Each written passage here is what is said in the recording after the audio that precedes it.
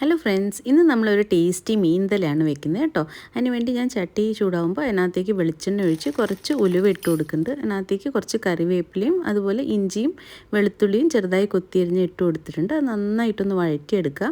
കുറച്ച് light brown colour ആകുമ്പോഴേക്കും അതിനകത്തേക്ക് കുറച്ച് മഞ്ഞൾപ്പൊടി അതുപോലെ കുറച്ചധികം കശ്മീരി ചില്ലി പൗഡർ ഇട്ട് കൊടുക്കുന്നുണ്ട്. ഏകദേശം ഒരു 1.5 to 2 ടേബിൾ സ്പൂൺ ഇട്ട് കൊടുക്കുക കേട്ടോ. അത് നന്നായിട്ടൊന്ന് വഴറ്റിയെടുക്കുക. നല്ലൊരു മൂത്ത സ്മെല്ല് വരണം.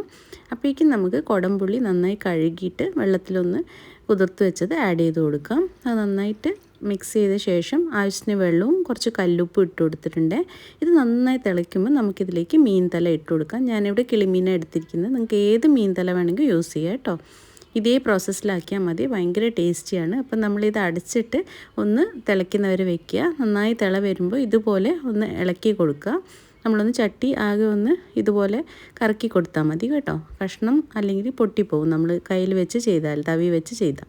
അതിലേക്ക് കുറച്ച് കറിവേപ്പില ഇട്ടിട്ട് അതിലേക്ക് പച്ച വെളിച്ചെണ്ണ തൂവി കൊടുക്കുക. വളരെ ടേസ്റ്റിയാണ്. തീർച്ചയായിട്ടും ട്രൈ ചെയ്ത് നോക്കണേ. താങ്ക്